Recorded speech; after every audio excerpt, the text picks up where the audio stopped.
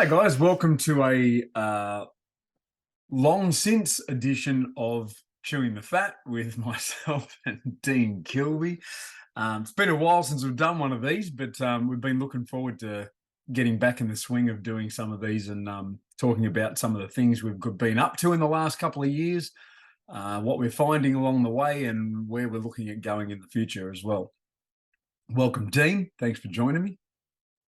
Pleasure. It has been a while. I've missed doing these. They're always on my mind. It's like, we've got to do another one of these episodes. And especially when you go back and look at the old ones. You go, on some of my walks or whatever, I'll go, I'll go and have a listen to one of these. And you listen to it and just go, I've got to start doing these again. These are awesome. They're amazing. I've listened to a few over the past few months, and I forget just how great the content is. Geez, we were smart. I think that maybe that's a insecurity. Maybe I felt like I'm not as smart as I was 2 years ago. I've got nothing more to contribute. I was going to say something, but you've come to the conclusion yourself. So yeah, I mean, even the clients that first join up or somewhere along the way that find out about the Chewing the Fat videos and go see that, like, they get the world from those videos, and it takes the coaching side of things and their participation in the protocol to like all new levels. So if you haven't seen I think they're phenomenal. Yeah, absolutely phenomenal. And I'm pretty sure all of the other 5 people that have watched them think they're pretty good too. There's like 9 views, 4 of them are us.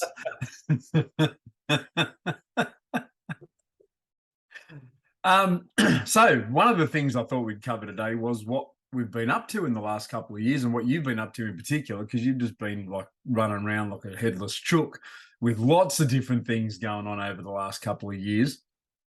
Update us. What's been going on? What's the exciting stuff on the so front? much. I don't know. I don't know how to answer that question, but yeah, 2 years is a long time. I think this year in particular has been absolutely insane. The end is in sight, apparently, with regards to the pandemic, and certainly the mood is of that sense, at least here in Australia, and most other places around the world as well. But the death toll is still pretty high. I mean, it's settling, I think, a good, in its peak season with regards to the flu, a good 10 to 20% of the population get the flu. That has an associated, kill rate, maybe 100 people a day, something like that.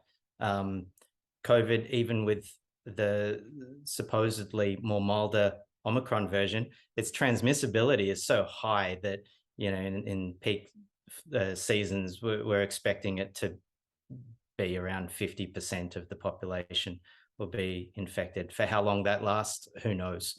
Will it settle there? Will it whatever? We're learning to live with it, as we're always expecting. But given the high rate of infectivity, the death rate is quite considerable. So it's still something to be very much responsible for. And obviously, a lot of people have heard of long COVID.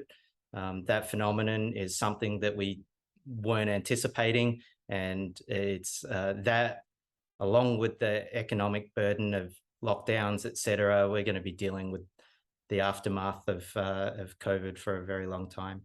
So there's still lots to be responsible for. We can't all pretend that it's, in the past and sweep it under the carpet. It's, it's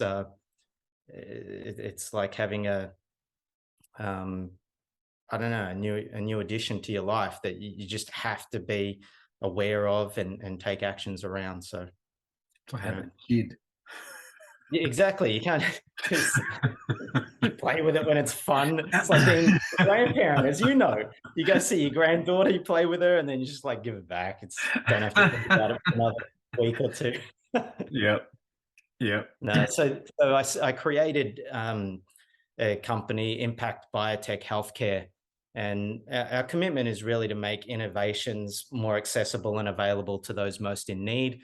And we started with a COVID-related technology that measures functional immunity. So that's been, it seems like the science of it is pretty solid and seems linear, but you're dealing with a scientific related product in the context of a politically driven world and one of much human emotion. So it feels like the goalposts keep moving. And, what is the clinical utility of this test? We still think it's got significant utility, especially in aged care facilities, in those that are immunocompromised. I mean, you'd want to know in an oncology ward, for example, are the staff maximally protected with minimal risk of getting infected and being able to pass it on then to susceptible patients. So, this is something that we'll keep pushing. I'm in the regulatory approval process at the moment. That in and of itself was quite an accomplishment just to get to that point, get the application in. It's not an easy process. It's an expensive one, but I managed to pull together the right kind of team that were willing to support it in that sense. So, I think it's exciting. We've got the lab-based test, which will mean people can get a blood sample taken, sent to pathology, and receive an indication of the current efficacy of either past infection in terms of generating immunity and or vaccination. So, and then there's a more rapid sort of point of care version. That one's a little bit more innovative, and I think it's going to be trickier to get through the regulatory environment, but we'll go for it. We'll push it, especially in light of some new innovations, which I can't say too much about, but, well, I'll share about that when I can. But there's some interesting studies going on at the moment in Singapore and in Melbourne. So I think depending on that data, I think it's a pathway that could help put Australia on the map in terms of really leading the way towards better understanding how do we live in this new normal and live with COVID. Yeah. There's also some stuff you've been going through with yourself as well, right? With the brain injury from the concussion you had with the martial arts accident just got belted. Yeah. Oh, he's an old man. I thought he won't hurt me. No, he did nothing wrong. It was, it's just my own 30 years since I've been in a dojo, and you go back in your mid-40s, start getting active after not being active in that way for some time, and that's when all these the deconditioning of certain muscle groups gets exposed. For me, it was the muscles in the front part of my neck, right? Now it makes sense given how much we're like this all the time, heads down, hanging. That's quite a massive weight. When your head is down like this, it puts an enormous strain on your neck. Obviously, the muscles at the back of the neck have to overcompensate. These muscles here get deconditioned. Yeah. So this is a phenomenon that's going to affect a lot of people. Funny you say that, right? Because the other day I was out running a cable through from the front of my new car to of course you are running a cable the back, right? This is the extent of my handymanness, right? My mate goes, "What, you can do some stuff while we're waiting to get the other stuff. I'm not going to do it all for you. You need to do some of it yourself. And for starters, you can run this power cable from the engine bay through to the back of the cab." And I'm like, okay. Anyway, the point was, I'm laying on my back trying to run the cable through the chassis of the car, right? And it only took a couple of minutes, and my neck was killing me from just holding my head up off the driveway to feed the cable. Every couple of minutes, I had to put my head in there and go, wow, how bloody weak is my neck? Yes. Yeah. There's a phenomenon that's seen amongst swimmers, competitive swimmers, and they all end up with these neck problems. Especially the greats, they grow up floating basically. So their bone density doesn't develop as it normally would. Wow. for people who are constantly exposed to the normal stress of gravity, and they're floating. So, and then on top of that, they've got the constant repetitive movement of their neck, and it's like a weird, plane of movement as well.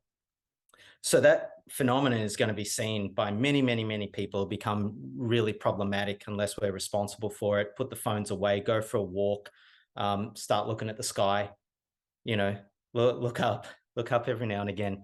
It'll make a big difference. So what happened with me was I got thrown down on the mat in the dojo, and I mistimed my break, and my head just flopped back and hit the mat pretty hard. I remember it was quite startling at the time, and kind of rattled me a little bit. And I got up, and there was a lot of people watching, so I just kind of pretended like I was fine, nothing bothered me. Nothing to like see. too much of a pussy. The old kid stacking his bike, getting up, just riding off like there was nothing. Yeah. Bark off. Mental note: cry later, not now. So anyway, I was actually fine that night, and then the next day I felt my back was a bit sore and I had a bit of a headache, and I thought, I've gone out, I've been amongst people, maybe I've caught a cold or something. And then the morning after that, I couldn't move. I couldn't lift my head up off the pillow. So the whiplash, the concussion, and then I thought a couple of weeks, I'll be fine. What happened was the symptoms got worse over the next weeks to months. It kind of peaked at a point where depression, anxiety, insomnia, headaches, lethargy. I had a vestibular drift to the right. My brain apparently kept correcting that, and it was exhausting. I lost sort of spatial awareness. I dinged the car a couple of times. Couldn't even figure out how to get out of my own car park under my apartment block. I can't so tell about GPS either, so you're not. It's not just because I'm Asian. So I couldn't get out. I couldn't figure it out. It was just really upsetting. And then there was a moment when I was driving, and I turned my head to look at the traffic. And as I turned my head back, I just went blank, like blacked out. So then I stopped driving for 3 weeks. It was I couldn't handle dealing with people. And that was, that was an interesting phenomenon, because I had to basically cut my workload down to a third, and just do the bare minimum that I could, because my energy levels were so low. And then you took up the lion's share of the Simplr Health clients. And, that was ontologically, that was amazing, an amazing process to be able to hand over the majority of something that I created and built, and, to be able to trust someone. And, interestingly, you did a phenomenal job, and, it kind of got to a point where, this is a real business here. We're not just helping a few people with their health issues during a pandemic period. It's kind of created a whole new future for Simplr Health as well, post-pandemic. But then all that sort of created another side of Simplr Health too, with what you had to use to deal with that sort of thing that we can now look at implementing in the Simplr Health side of stuff as well. Yeah, exactly. And whilst dealing with all of that, I just, it's upsetting. But I knew that there was light at the end of the tunnel, and there were some lessons learned for me. When you have a personal experience of some of these phenomena, it creates the possibility, or the opportunity rather, of a greater depth of compassion for other people that might be dealing with similar symptoms, where maybe they've shared some of the stuff they're dealing with me in the past, and maybe I've been empathetic to a degree, but couldn't really fully appreciate what it must be like for them. And I got to experience that, and actually toy with it and learn from it. And at least I had the awareness that there was light at the end of the tunnel, and can't imagine what it is like for people who don't have that perspective, And you would never have known. I'd never have known you were dealing with that stuff, except that you told me you dinged your car a couple of times. But apart from that, the rest of it's all, it's like you were doing what? Yeah. Yeah. So I tackled it very intensely. I went and got an MRI of my brain, and I ran that data from the MRI through a software package called Omniscient. And this software was developed by a couple of very well-known neurosurgeons. And it maps your brain's connectome. So your brain's full of neurons. These are the brain cells. Every neuron has hundreds to thousands of connections, and every neuron is either directly or indirectly connected to every other neuron. And we're talking, by the age of 6, you've got about 100 billion neurons in your head. Yeah. So the number of neuronal connections is unfathomable. You know, some people have said that it exceeds the number of molecules in the observable universe. Wow. So, yeah. So anyway, this software can map the major information highways in your brain, and also the direction of that information flow. And, you know, it's quite amazing. I didn't think we'd have that technology for another decade or so, but, you know, we've got it. And it was interesting to see my brain. And there's certain parts of the brain. One they distinguish as the central executive network, which is all about external tasks. And mine is hyper connected to a degree that the neurosurgeon had never seen before. You know, made mention that it was the most abnormal brain he'd ever seen. And he was fascinated by it. I was upset by it. You know, like, what does that mean? And he didn't know. And what do we do about it? We weren't sure. So I, you know, started hacking it to whatever degree I could, and started stacking different modalities from photobiomodulation therapy. So getting lasers shunned directly into my brain, monitoring it every couple of months with a quantitative electroencephalograph, which measures activity in your brain. And my brain was just red, which means it was hyperactive and likely inflamed. Hyperbaric oxygen therapy, where you get into a tank and the barometric pressure is increased along with the concentration of oxygen. So hyper means increased, baric, so the pressure and oxygen. And so what that does is it infuses the oxygen directly into your plasma of your cells and in your blood. So ordinarily, what your body does is it carries oxygen to all the cells and tissue in red blood cells. In the red blood cell, you have proteins called hemoglobin, and the hemoglobin carries the oxygen. When you're in a hyperbaric oxygen tank, you get an excess of oxygen because it just infuses in, and that helps to reduce inflammation, helps to restore some neuroplasticity in your brain, and assists in the regenerative or healing process. So they've been extensively utilized for wound healing a lot in the past, and more recently for neuro and cognition issues. Yeah, right. So yeah, and that made a big difference. I was told by a neuropsychologist this type of injury can often take a couple of years to recover from. And I managed to recover about 90% within about 5.5 months. Yeah, that approach, you know, stacked with nutrition and certain coordination exercises and simple things like just throwing a ball through a hoop. I had to retrain my spatial awareness and how my body interacts with that greater environment.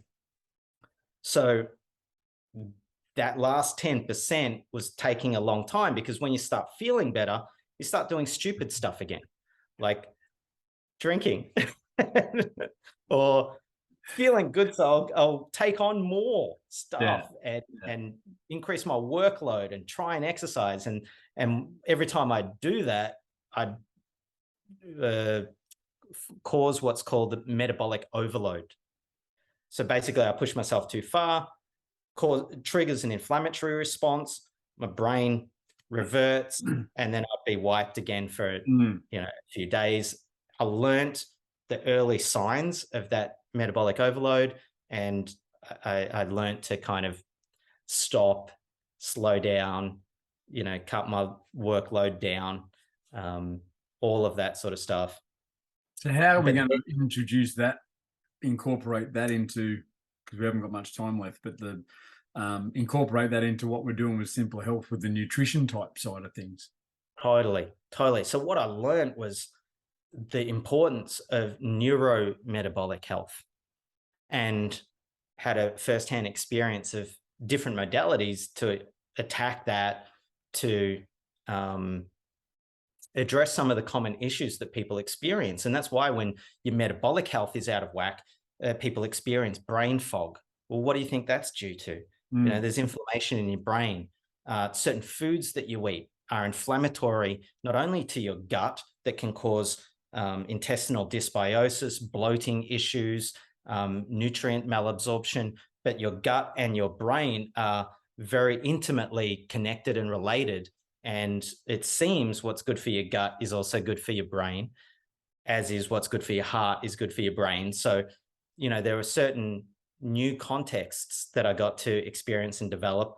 And I'm looking forward to really making this approach and these approaches more readily available to people who are dealing with metabolic derangement, not necessarily due to overweight/obesity, but maybe because of some chronic inflammatory disorder.